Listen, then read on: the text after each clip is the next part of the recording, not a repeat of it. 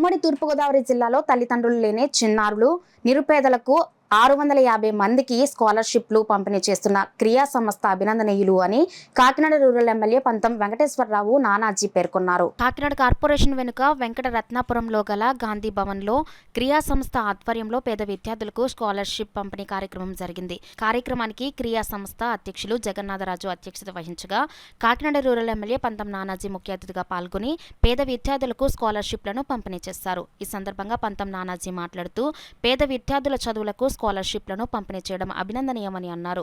ఈ కార్యక్రమంలో క్రియా కార్యవర్గం దొరబాబు, సభ్యులు, విద్యార్థులు, వారి తల్లిదండ్రులు పాల్గొన్నారు. ఇప్పటివరకు ఈ పేద మరియు బాగా చదువుకుంటున్న విద్యార్థులకు గవర్నమెంట్ స్కూల్ నుంచి 10th పాస్ అయిన వాళ్ళకి స్కాలర్షిప్లు ఇవ్వడం జరుగుతుంది.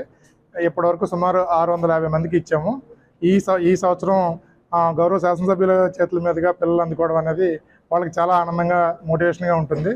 బాగా చదువుకుని ఇప్పటివరకు ఎలా చదువుకున్నారో అలాగే వాళ్ళు ఇంకా ముందు కూడా చదువుకుంటే ఖచ్చితంగా క్రియాయే కాదు, జనసేన కూడా మీ వెనకాల ఉంటుందని చెప్పి నేను తెలియజేస్తా ఉన్నాను.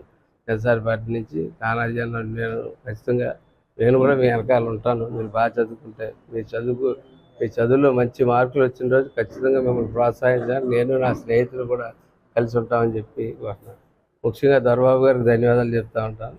ఎందుకంటే ఒక్కోసారి ఇలాంటి చోట్లకు వచ్చినప్పుడు ఒక తృప్తి కలుగుతుంది. ఏదో చేసాము, ఏదో కార్యక్రమం నిత్యం రాజకీయాల్లో తిరిగి అందులోనే దొల్లి ఇటువంటి కార్యక్రమాలకు వచ్చినప్పుడు మనసుకు ఒక ప్రశాంతత, తృప్తి, ఆనందం కలుగుతుంది. అలా ఆ ఫీల్ ఇవాళ నాకు కలిగేసినందుకు క్రియా సభ్యులందరికీ కూడా ధన్యవాదాలు చెప్తూ పిల్లలకు ఆశీస్సులు ఇస్తూ బాగా చదువుకోవాలని చెప్పి చదువుకున్న ప్రతి ఒక్కరికి కూడా నేను అండగా ఉంటానని చెప్పి తెలియజేస్తాను.